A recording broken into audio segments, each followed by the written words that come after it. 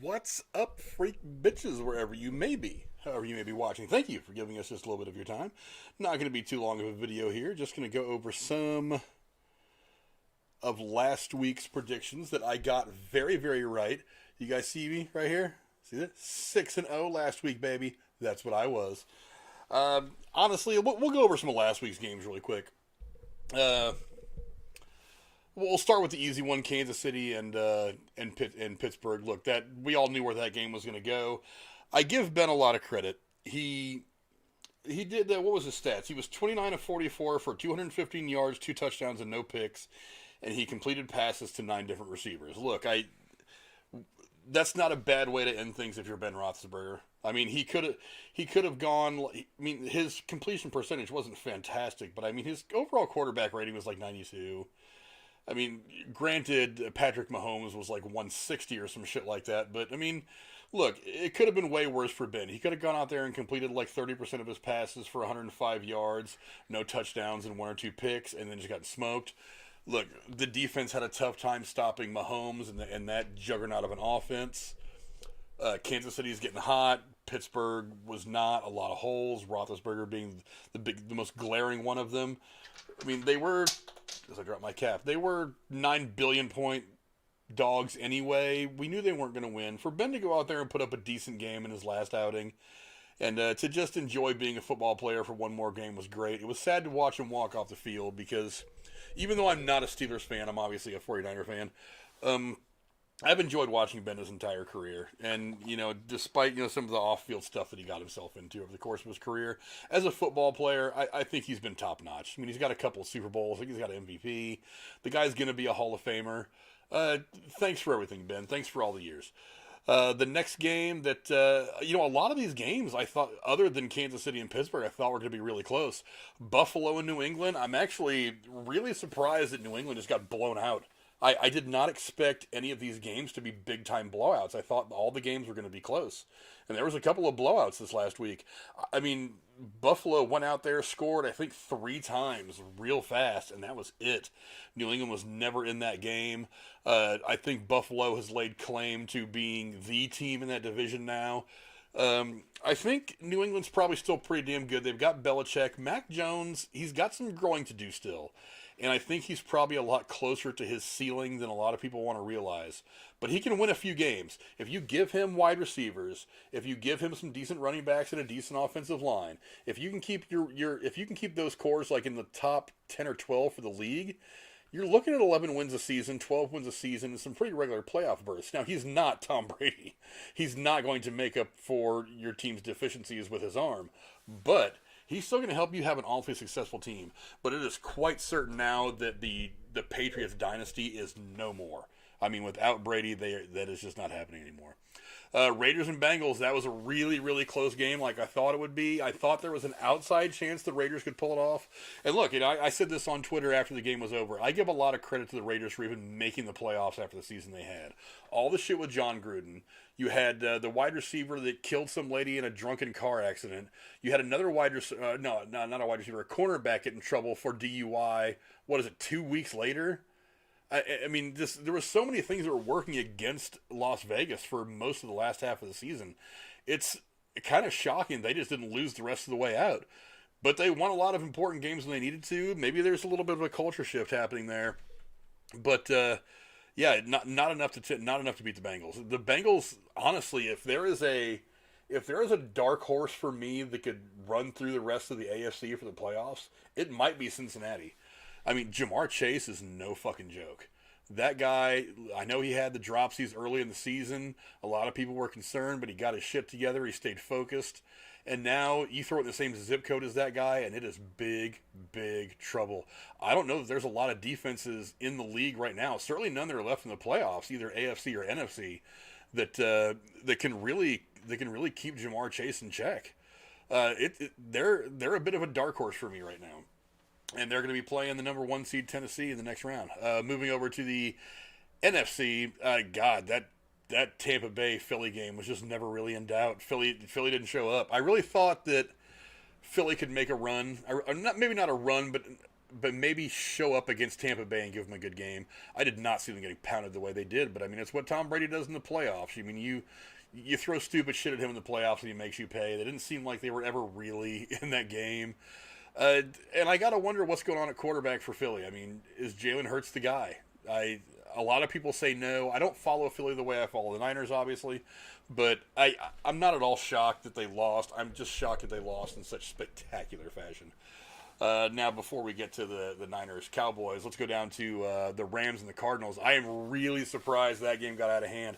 I thought if any game was going to, I mean, the two games that I thought were going to be really, really close were Cincinnati and Las Vegas and LA and Arizona. The NFC West is just a brutal division. It's the SEC of the NFL. I said it in the beginning of the year, and a lot of people thought I was fucking crazy. I said you could get 3 playoff teams out of that 4-team division. People said no. This team, the Niners are going to fail, or the Cardinals are going to fail, or the whatever is going to fail. They're all going to fail. Only 2 teams, Seattle, blah blah, whatever. I said nope. You could see 3 playoff teams out of this division. That's what we got. We got the Cardinals, we got the Rams, we got the Niners. That is a brutal division. And 2 of these teams are moving on into the second round. Again, really surprised. I think Arizona tried to get some things together in the second half. They looked a little bit better offensively in the second half from what I saw of the highlights. But they got buried so deep so fast that they just couldn't excuse me, they couldn't get it together fast enough in the second half. And then to top it off, LA played great defense. And OBJ is really catching fire there. He's got 6 or 8 touchdowns, or 8 touchdowns in 6 games or something like that. He's definitely caught fire since he joined the Rams squad. So that's going to be an interesting matchup for them in the second round. Now, boy, that San Francisco-Dallas game, oh, God, what can I say? San Francisco out way early. What's going on? 1777 memorabilia. Glad you could come hang out for a little bit. Very tough games to pick this week. This week, it's looking tight. But let me talk about the San Francisco Dallas game first. I don't know what the fuck happened in the fourth quarter of that game. For one, San Francisco controlled the first half, and I was very glad to see it. You understand why all this. But in the second half, I don't know if it's Shanahan, if there's a curse. I don't know what the hell goes on in his mind. He for some reason cannot put it away. Now, granted, Garoppolo did not look good in the second half. He was throwing lame ducks. And for the last part of the game, Bosa and Warner were both out with injuries. So, defensively you were missing some of your stars in the second half, but God, there were so many times the Niners should have put that game away, and they just didn't do it. Now, look, for Dallas's part, I think Dallas was wildly overrated coming into the playoffs. They were by far in the worst division in football. Yeah, they won 12 games, but who the fuck did they play? They were playing peewee squads from various places of the country most of the year. Now, when they were playing in division, they were dominating because the division sucks. But when they went outside the division, they were, I think, a game or two under 500, and Dak's stats were not that good. Memorabilia thinks that Jimmy G's pain medicine wore off in the second half. Look, I don't know what happened to Jimmy in the second half of that game. He was not looking good at all. He was throwing stuff in the dirt. I mean, him and Dak both, especially the second half, they were throwing passes that, I swear to God, my grandmother could have gone out there and thrown. I mean, there was no zip on the ball. There was nothing. And I almost expected the Cowboys to come out after the game and say that Dak was hurt, and he got hurt in the first half, and that's why his production wasn't great in the second half, why his throws didn't look good. But there's been none of that. It's like all the focus has been on that really stupid play that ended the game, and there hasn't really been any talk about the insanity that was the fourth quarter. Refs were throwing flags everywhere on both teams all the time, and it was getting obnoxious.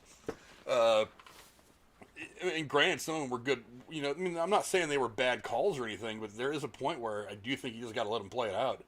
And when you're throwing holding calls like every third play, it's like you're kind of killing things. But whatever. And then we get to that fourth down where the Niners could have put things away.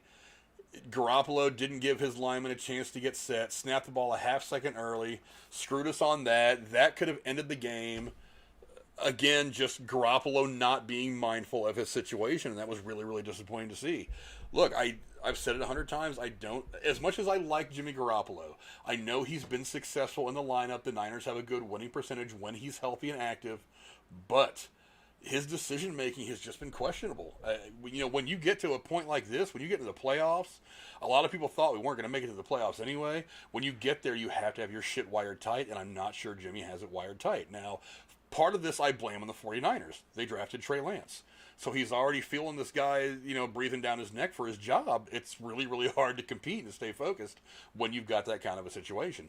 But understand why you're in that situation, because they don't entirely trust you. Fans don't entirely trust you. A lot of criticism that has been warranted, so whatever. But, as far as that last play of the game, dude, you got me what was going through their head. I mean, look, you've only got, I think when he snapped the ball, he had something like 12 seconds left or something like that. He ran 20 yards. I don't remember exactly how many yards he got on the play. But you slide, you have no timeouts. You know that you've got a matter of a couple of seconds. And honestly, I did not know, full disclosure, I did not know that the referee is supposed to touch the ball or set the ball before the play starts. I did not know that off the top of my head. But I expect people like Mike McCarthy and Dak Prescott and all the people who are playing football for a living and all the coaches who need to know these things, I expect them to understand the situation that you're in. Why you would call that play is beyond me. I don't know if Dak thought it was a good idea and audible to it. I don't know if McCarthy thought it was a good play and called it. That was just football stupidity. I have no comprehension as to why that play happened. And look, the Niners were trying to give Dallas that game for most of the second half. The Niners couldn't get anything going. And look, and Warner and Bosa didn't get hurt until the fourth quarter. And even when they were still in the game, there were still just a lot of stupid decisions being made by San Francisco, bad passes being made by Garoppolo. I mean, really, when you were at that point in the game, your entire game plan, if you were San Francisco, needed to be hand the ball off to Debo, hand the ball off to, Mitchell, hand the ball off to one of these other running backs, give Juszczyk a chance to pound it up the middle a little bit. I don't understand why they were letting him pass at all, unless it was absolutely necessary. And then to top it off, I mean, you get to that point where you had 4th and inches or whatever, and that one mental mistake just let them back into the game. But, I mean, look, Dallas had to know what was going on, what the situation was for that play. I mean, why he ran up the middle of the field, look, and a lot of people have said that have a problem with the referee. He was way too far away. He had to run too far in. Look, it doesn't matter. That was a dumb play. If the closest referee to where the ball ended up being placed managed to get there and do whatever needed to be done, set the ball, it probably still wouldn't have mattered. I don't think he would have got that play off. So, I mean, I just don't get the play. But, I mean, you guys can go to ESPN or some stuff and watch these guys break down all that nonsense. I have no idea what the fuck that was. Bottom line, I had San Francisco picked to beat Dallas. I don't think it was going to be an upset. I thought going in on paper and in reality, San Francisco was the hotter team. Dallas hasn't played anybody of any importance all year. All their divisional games were against garbage teams. I mean, look, I'll be the first to admit that a lot of those Niner teams in the 80s benefited from having just a weak division. Every once in a while, the Rams would come up and challenge them with guys like Chris Everett and stuff like that. But for the most part, the Niners didn't play in a very strong NFC West. But the flip side to that is they would get into the playoffs. They would play these teams like the Giants. They would play these teams like Chicago. Green Bay was good. They would play these teams and they would dump them in the playoffs. They'd go to the Super Bowl. They'd play the best team that the NFC had to throw at them and handle whatever team from the NFC. I mean, they beat Denver by what I think is still the biggest margin of victory in Super Bowl history, beating them 55-10. So, I mean, that's been the difference between some of these other teams, like the Patriots. The Patriots played in a garbage division for all of this whole dynasty with Tom Brady. I mean, if they would have had any challengers at all, I mean, yeah, sure, they probably would have still won several Super Bowls. They might have lost one or two of those games too, or might not even have made it to a few of those games. And let's face it, the AFC, it's not been strong for most of the Patriots' run. But I mean, whatever. But that's all the games last week. Yes, as you can see right here, 6-0. Thank you very much. Go check out what some of you guys are saying in the chat. Johnny Mayweather says, "Bang Bang Niner Gang." Yes, sir. 1777 memorabilia says, "Niners was a great pick." Like I said, I just don't think Dallas was that good. It's like, to me, the Niners were going in hot. They were the better team. They were healthy going in. To me, I don't think it was an upset. I think it was kind of a no-brainer, but that's just me. I think Jimmy G's pain medicine wore out. Yeah, in the second half, probably. Pain medicine ain't his good sense. Let's see. The thing about a Dallas game is that the Niners use the middle of the field to move the ball, and Dallas defense makes their money defending the sideline. Well, yeah, but I mean, you make plays wherever you need to make them on the field. You make them, and that's how teams win football games. I understand what you're saying, and I agree. But ultimately, good teams make plays anywhere on the field where they have to make them in order to make themselves successful for the game, and I don't think either team did that really, especially the fourth quarter. The fourth quarter was a train wreck. Dallas had no clue to defend Shanahan in the first half. Oh, absolutely. And yeah, I don't know what it is with Shanahan. First half of the game, great, gets out to big leads. Second half, I don't know what happens.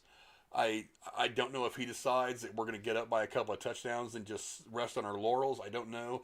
Part of me thinks that he needs to take a little bit of a college coach's mentality and just go for the throat. I mean, half a honey every game, 50 points every game is my goal. And I think that needs to be kind of his mantra from now on, because it does seem like in the second half he lets too many teams back in. Quarterback is the toughest position in all sports. Yeah. I mean, I can't think of too many sports where one player can either get all the credit or all the blame. I mean, in baseball, maybe the pitcher. Basketball doesn't really have that position. Football, definitely the quarterback is the most visible, the most easily targeted position on the field when it comes to throwing shade. I agree. I knew Dallas was doomed. They hired Mike McCarthy. Hey, Mike McCarthy won a Super Bowl in Green Bay with a good quarterback and Aaron Rodgers. He had a lot of help. Look, Dak is no Aaron Rodgers. Dak is no Aaron Rodgers. I mean, flat out. Look, Aaron Rodgers. I don't think Aaron Rodgers would have made that play. And if somebody would have called that play into Aaron Rodgers, I think Aaron Rodgers would have said no. He just said, that's the dumbest idea you could possibly give me right now. I think that's the difference between Dak and Aaron Rodgers. Let's see.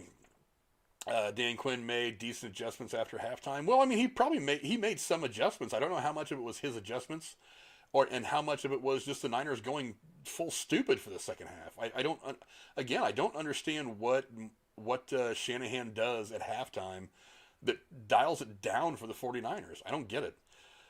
They would spy a linebacker safety on Debo. Hey, when you do that, though, you're going to open things up for guys like Kittle. You're going to open things up for guys like Brandon Ayuk. You're going to open things up for Juszczyk.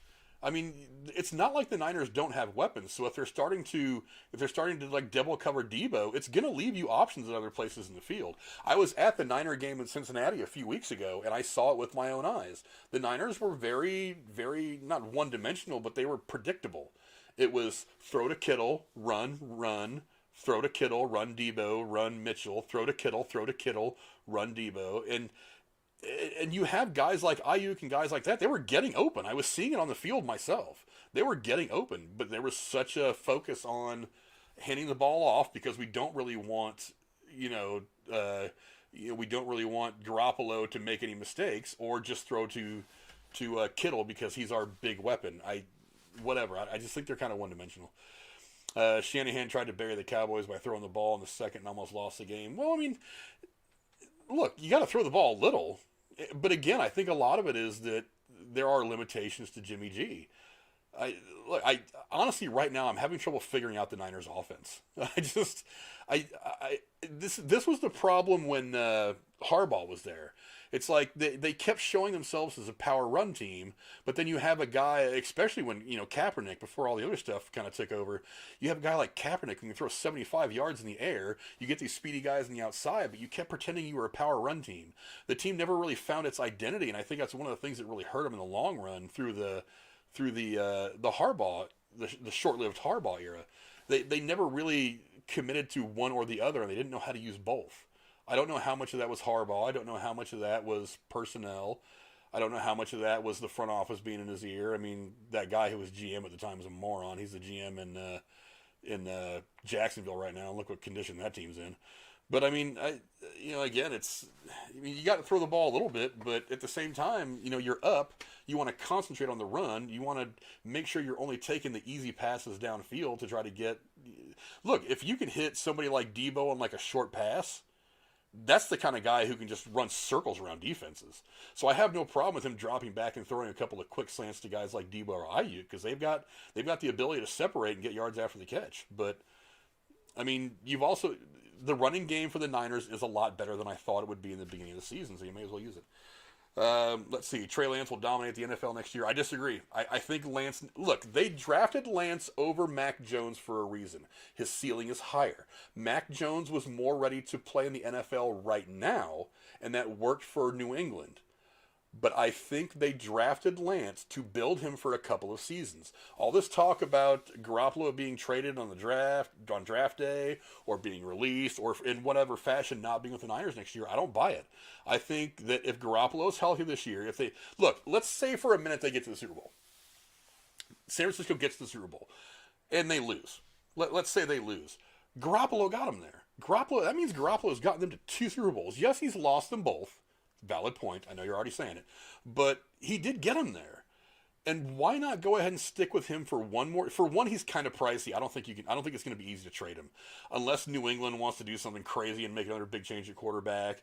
You know what? Pittsburgh maybe will want to do it. Maybe they can do something with Garoppolo. And he'll be around for a while. And that'll help them transitioning from Big Ben, off of Big Ben into whatever's next. But I think keeping him is probably the best way to go. Now, can Trey Lance dominate the NFL? Oh, yeah. The problem is, right now, is that game against Houston that he played a couple of weeks ago, he didn't look all that great. And that was against the fourth worst team in the NFL. And he didn't look that great. I mean, the start was pretty ugly. Yeah, the Niners won, but I mean, this is a team that Houston's just broken. I mean, anybody could have gone in there and beat him. But I think Trey Lance has a very high ceiling. And I think after a couple of years of growth, I think he can take over for Garoppolo. And then he'll have guys in their prime. They'll have whatever they add on in the draft and in free agency over the course of the next couple of years. And I think Trey Lance can do a lot of damage to the NFL. Right now, I don't think he's ready. But then again, next year, after he's had another offseason of work and after he's had another training camp and a preseason, maybe he blows up next year. That's a definite possibility. But I would take time to grow that guy. That's why they drafted him. They drafted him to be the starting quarterback in 2 or 3 years, not this year. And they've got Garoppolo, who, I mean, he's serviceable if nothing else. Let's see. We shall see. Could also backfire giving the wheel to an inexperienced quarterback. Yeah, I mean, that's possible. Hey, look, John Elway. I was talking about this to somebody the other day. John Elway, when he started his career in Denver, he got benched. He didn't look good for the first however long he played. They benched him and put somebody else in. And it was after he went through that, did some more growth as a football player, he went out and had all the success that he ended up having, winning a couple of Super Bowls, being a Hall of Fame level quarterback. So yeah, I mean, I think Trey Lance is special. I think he's gifted. I think he has talent. I just don't know that right now is the time to try to put him out on the field and expect him to carry a team with a lot of weapons like San Francisco to the promised land. I just don't know if he's there yet. Mike McCarthy went 6-8 in the playoffs with Aaron Rodgers. If you take out the Super Bowl year, yeah, but 6-8 is still better than 1 in Dak. I mean, Dak's 1-7 in the playoffs now, or something like that. I don't know. Yeah, I mean, look, I'm not blaming Mike McCarthy as a whole, but I mean that whole situation was just look. I'll say it like this: I grew up in the Bay Area. That's why I'm a Niner fan. So I also have a lot of love for the Raiders, even though they no longer play there. I have said for the longest time that one of the things that was holding the Raiders back for the longest time was Al Davis. He was a 1980s mind trying to play 2020 football. And while he did do a lot for football when he was in his prime, he needed to step aside and let somebody else run that team. He at 9,000 years old, he thought he was too smart he thought he was smarter in the game. That's why the Raiders struggled for a long time the last 20 years to own the team. It's the same thing in Dallas, I think. Jerry Jones, when he was in his prime as an owner, was putting together some great teams. But I saw the graphic when I was watching the game against the Niners. It said Jerry Jones, owner, general manager, CEO, lead janitor, head chef, valet, whatever. I mean, it's like, look, this day and age in professional sports, having an owner that active is rarely successful. He needs to step. Look, and I see it. Look, I live near Cincinnati now. And I've seen it with the Bengals. What they finally ended up doing was they finally started bringing in other people to make football decisions. And it's actually happened in San Francisco. I mean, Jed York has stopped trying to meddle into things, and he has let Shanahan and oh god, why am I forgetting the general manager's name? But he's let them do the football stuff, and he's backed off and just signed the checks. And look what's happened. I mean, they made the trade for Garoppolo, which at the time I thought was a good move, and I still think was probably a good move in the end. They've drafted pretty well, some free agents. They've built up guys like Kittle, and now here they are in the second round of the playoffs against Green Bay, and this is a game that I think the Niners can possibly win. Let's see. Let's go down a little bit. The Niners are a veteran team. They need Garoppolo at quarterback next year. I agree. I think they stand a better chance with Garoppolo next year. Now, the year after that, if you start talking 2024, I think that's going to be Lance. Unless, now, if some outrageous, crazy shit happens and Garoppolo leads them to a Super Bowl win this year and a Super Bowl next year, that might change the dynamic of things. But I really do think the next couple of years it is going to be Trey Lance's team. Too much on the line for Lance right now. Too much on the line to put him in. Yeah, I think right now your best bet to beat Green Bay and to continue on the playoffs is Garoppolo. I agree. Yeah, that's enough for last week. Let's get to this week. Let's see. Let's start with Buffalo, Kansas City. This is the one that I'm most interested in because I really feel like these are the two power teams in the AFC, and look, Buffalo just dismantled New England. And yes, I know I just said New England is not the same New England that they were when Tom Brady was there, but they've still got Belichick, and Belichick has been strong against, I mean, the second half of the season. I mean, he beat Buffalo pretty embarrassingly earlier in the season, and he's still Belichick. He's still smart. I mean, a lot of people did not expect this team to do very well this year. He took a rookie quarterback into the playoffs, and they put up some wins, especially the wins against some pretty good teams. But the way Buffalo went in there and just handled them, I thought was a statement. I think Buffalo is probably the team to beat in that division from now on. Kansas City, though, I know they had their spot. Was it middle of the season where things just weren't going right? Mahomes had some issues. They had trouble stopping the run. It's like it looked like they were kind of human. They were coming back to earth, but they're on a hot streak too. They look like they've put it together. Andy Reid is Andy Reid. I think he's one of the better coaches in NFL history, easily top 10. You could probably put him higher depending on who you're talking to. This is a really tough one. I like the Bills. I really do like the Bills in this. Oh yeah, Memorabilia says they got the Bills at plus 1.5. I don't know. That's close. Well, they're playing. Are they playing at Kansas City? I forget if they're playing at Kansas City or at Buffalo. I know the Bengals are playing at Tennessee, but I got to be honest. This is a tough one. This is the toughest one right now for me to pick. But I got to be honest. I don't know that the Bills are entirely ready yet. I got to move Kansas City up. Look. This one's a tough one. This to me is the closest game of this week of the playoffs. I can't see Kansas City being cooled off that much by a young quarterback. And as much as I like Josh Allen, he's still young. He's still got some growing to do. He's put up good numbers this year. He was my fantasy football quarterback this year, and he helped take me to a derailed football league title this year, and I'm very happy about that. But I got to be honest, they're at Arrowhead. Thank you very much, Memorabilia. And Mahomes has won 5 playoff games in a row at home. Well, I mean, I think it's going to be 6. I got to be honest. I don't see them losing to Buffalo. But if there is one game that could shock me, I think this might be it. I mean, because I feel like it's a lot closer than a lot of people want to realize. I mean, I know a lot of people are going to run to Kansas City. They're going to say Kansas City easy. It's going to be a walk, no big deal. I don't think Buffalo's going to make it that easy. Buffalo's also a cold weather team, so weather may not be the factor that it usually would be. If you would have been playing somebody like Las Vegas, who plays in 80-degree weather pretty much all year, I don't think weather's going to be a factor. I think when it comes down to it, Mahomes right now is hitting his prime. Josh Allen is going to be hitting his prime probably next year. I think right now I got to give the edge ever so slightly to Kansas City. Now, I'll move over real quick to go talk about Tampa Bay and the Rams. Ooh, I think that Stafford wasted so many years in Detroit. I mean, we can sit here and talk for days about why Detroit has been so unsuccessful lately. I think a lot of it is just poor running of it by the football people. Some of it is probably stuff that has nothing to do with football. It isn't necessarily in their control. It's just kind of the general aura that surrounds Detroit.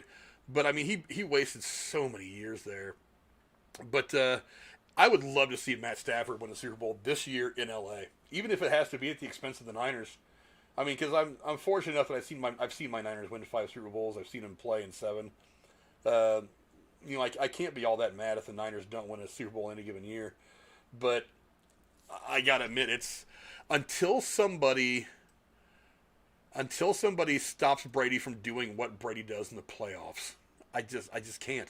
Now, I think this game's going to be a lot closer than some people think, because I don't know if Fournette's coming back yet. I don't know if who's the wide receiver they had hurt, and I think they had some injuries along the offensive line as well. I think their right tackle might be hurt. So I think this game's going to be a little interesting, and maybe this is the game where Brady falls apart in the playoffs. I mean, even the Super Bowls that he lost against the Giants, it wasn't like Brady fell apart. He put up the numbers. It was just they were close games that came down to the big play at the very end, and the Giants made them, and that's how they ended up winning those games. But yeah, I just can't see LA going any farther than this. Look, Stafford in LA has been a great story. He wins the division there his first year. I think him and McVay work well together. But and I do think it's unfortunate that Stafford doesn't really have that many good years left. I don't know how old Stafford is. I know he's probably in his early 30s. But he's probably only got 2-3 good years left. Hopefully they can make a run while he's there and maybe get a shot at a Super Bowl. I don't see it happening this year. Yeah, the memorabilia says a lot of people are taking the Rams. You know what? And I get it. The Rams are a good team, and they stopped. Look, I did not want OBJ on the Niners. There was a lot of talk about the Niners trying to get him. I didn't want him anywhere near us. I think the guy's generally a cancer. I don't think you should be able just to bitch your way out of a bad situation into a good situation. So I don't really have a lot of respect for him as a player. But, I mean, I can't deny that the guy's a talent, and I can't deny that he's done great with Stafford and McVay since he's been in L.A. But this is Tom Brady. Look, who do I want to win? Oh, I want L.A. to win. I don't like Tom Brady. I think Tom Brady's been the beneficiary of a league that wants to coddle the quarterbacks. I think he's been a beneficiary of a league that saw his marketing capabilities, so they've been trying to coddle him. That's my view on Tom Brady. But Tom Brady gets on the field in the playoffs, and he does what Tom Brady does. I mean, he took some pretty mediocre receiving cores, and even not. He didn't have there were years where he had some weapons, but I mean, he's had some mediocre offensive help, and he's won 25 Super Bowls or some shit. So until somebody stops Tom Brady, I gotta pick Tom Brady. But again, who do I want to win? I want the Rams to win. And don't get me wrong, I'm cheering for the Rams. But I just feel like Brady's going to be the one that gets through. Again, I think it's going to be a closer game than a lot of people realize. If I had to guess, I'd say it's going to be a one-score game, probably a 7-point win. And it might be something that goes down to the last 4 or 5 minutes of the game. But until somebody stops Brady from doing what Brady does, I can't pick against him. But this might be the year. And again, I am rooting for Los Angeles. Now let's go over here to Tennessee and Cincinnati Bengals. Look, Tennessee's good. Nobody knows how they got the 1 seed. I mean, other than just winning more games than everybody else, they did it without anybody even paying attention to them. I don't know if that's good or bad, but exactly, he's 5-0 in the playoffs with Tampa. Why fight it? I mean, like I said, I'm going to have to go with Brady until someone stops Brady from being Brady. Is it going to be this game? Maybe. I mean, the Rams' defense is strong with Donaldson and Von Miller and all that. I mean, that's a strong defense to have to contend with. And like I said, the right side. I think the right side of the offensive line's got some injuries, and I haven't heard about Fournette yet if he's playing or not.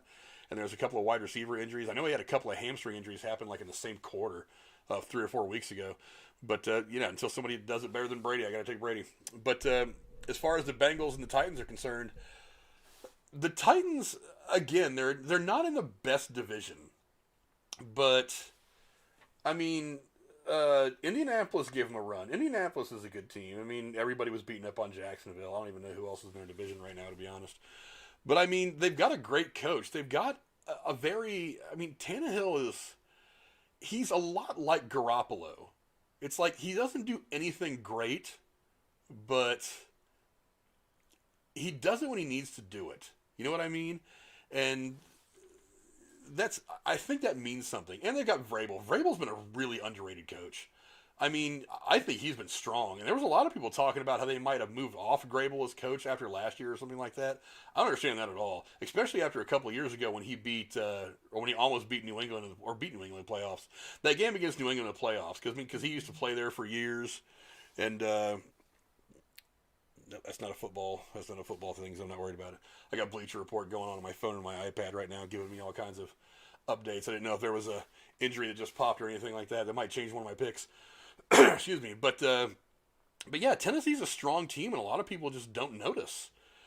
But I have to pick one upset, and yes, they did beat the Chiefs, Bills, the Niners, and the Rams. Yeah, that Niner game was a close one.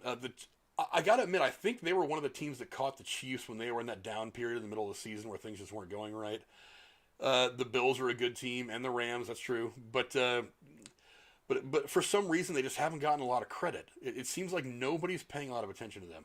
The Bengals, on the other hand, dude, like I said, I watched the Bengals a few weeks ago against the Niners.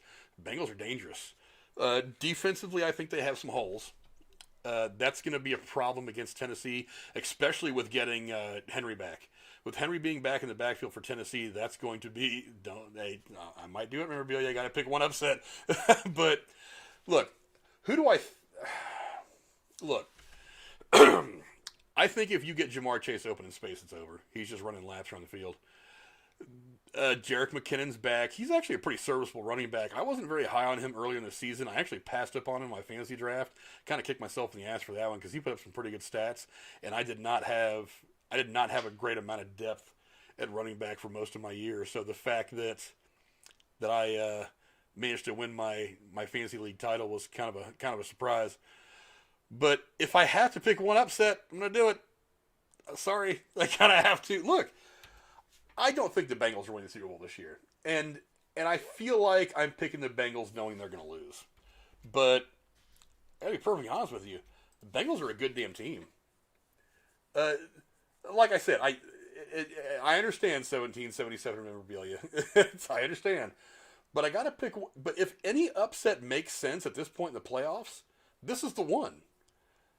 And I'll get to the Niners and Green Bay in a minute, but if any upset at this point in the playoffs makes any sense at all, this is it. I feel like if any team is poised to way exceed expectations for the rest of the playoffs, at least for this week, it's going to be Cincinnati. Look, I got to say it. Cincinnati is a good team. They're growing. They are not the Bengals anymore. This year, I think they've proven that they have a good coach. What's up, Randy Viper? What's going down, my brother?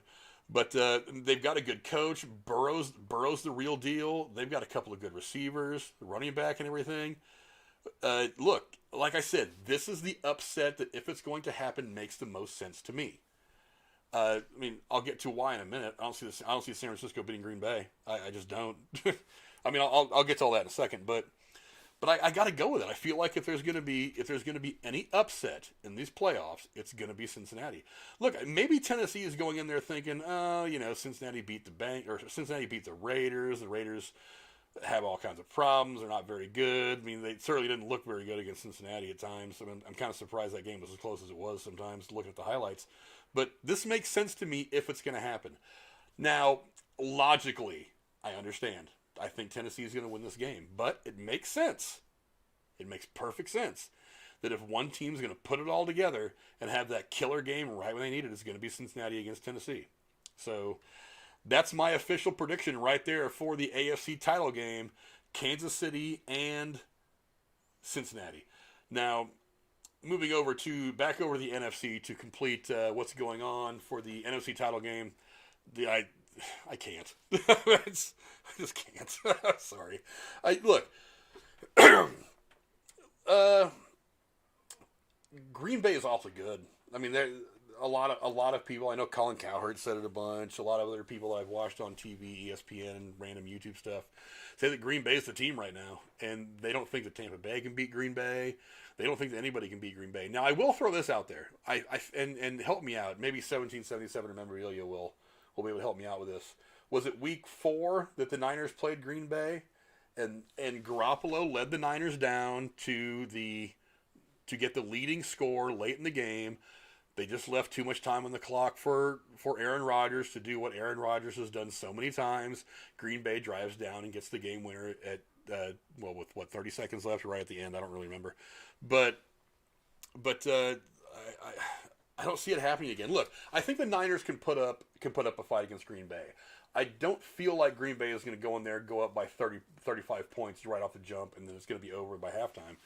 But a couple things you got to consider is that it doesn't look like right now that Bosa is going to be playing. He's still in concussion protocol as far as I know. So it doesn't look like he's going to be playing. Fred Warner will probably play. I think, he came in and played the last part of the game against Dallas after hurting his ankle. And they said that it was not a high ankle sprain, so that was promising. And and apparently he practiced this week already. So it's looking good for Fred Warner to be in there.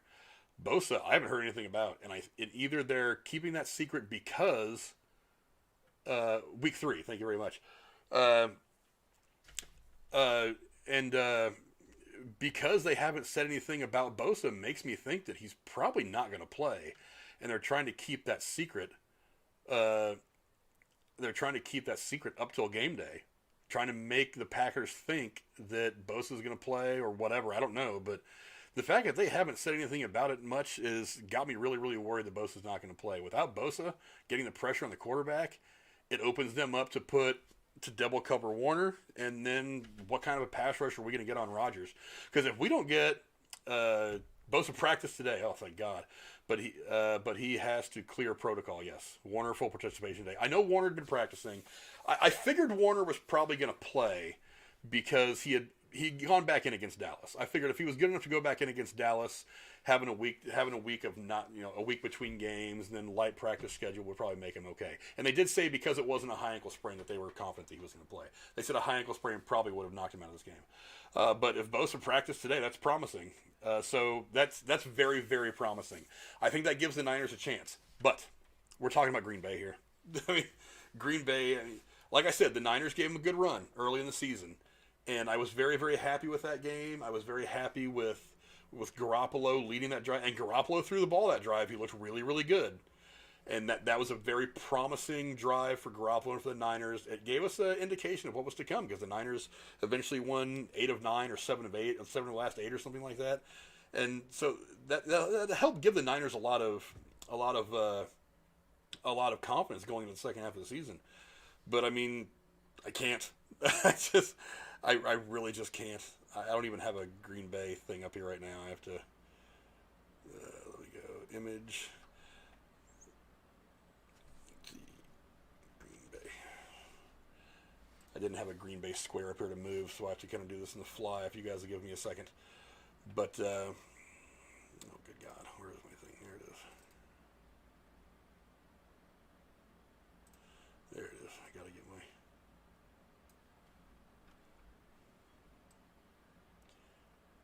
Green Bay square.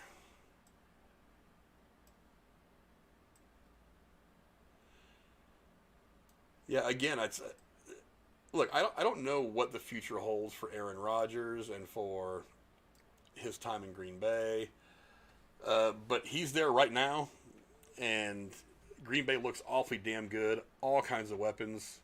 The defense has been strong enough to keep them in games where the offense maybe has failed a bit. So, I mean, I really can't put anybody other than Green Bay down here. I mean, look, the Niners may pull this off. They've got a puncher's chance, especially if, like 1777 memorabilia says that Warner's full participation, he's good to go. Bosa practiced and has to clear protocol. He can clear protocol on game day. So, I mean, they may not actually say that until Sunday morning or afternoon right before the game. So if it sounds to me like from what 1777 memorabilia is saying that it's looking good for Bosa. So with Bosa and Warner in there, I think that looks really, really good. But, I don't know. Rodgers said he's going to boycott the Super Bowl if he makes it there. Rodgers bad for business. I'm sure he probably said that. He's got to feel a little jaded by the way people kind of shit on him this year about the whole COVID thing. Excuse me, but he's a gamer. I don't think he's going to sit it out. I don't think so. I just think Packers are one of the most overrated teams because of their playoff history. Well, I say look at their regular season history for this year. I mean, they're the number one seed. They beat all the teams they were supposed to beat. They beat a lot of teams that they were evenly matched with. And, yeah, I mean, look, just like Tennessee. Tennessee beat all the teams they were supposed to beat, and a lot of the teams that were pretty good that had winning records. A lot of teams were in the playoffs. So, I mean, I got to say, right now, that's where I'm thinking it looks. So, to wrap it up here, I see if I pick one upset, I'm gonna take Cincinnati. Again, I think Tennessee is gonna win, but this is the only upset that if there's going to be one big one in the playoffs that makes any sense to me. This is the team that's most likely going to do it. I see Kansas City beating Buffalo. I think Buffalo's a very good team. I think they're going to be a power in the AFC for a long time to come. I don't know that this year is going to be their year.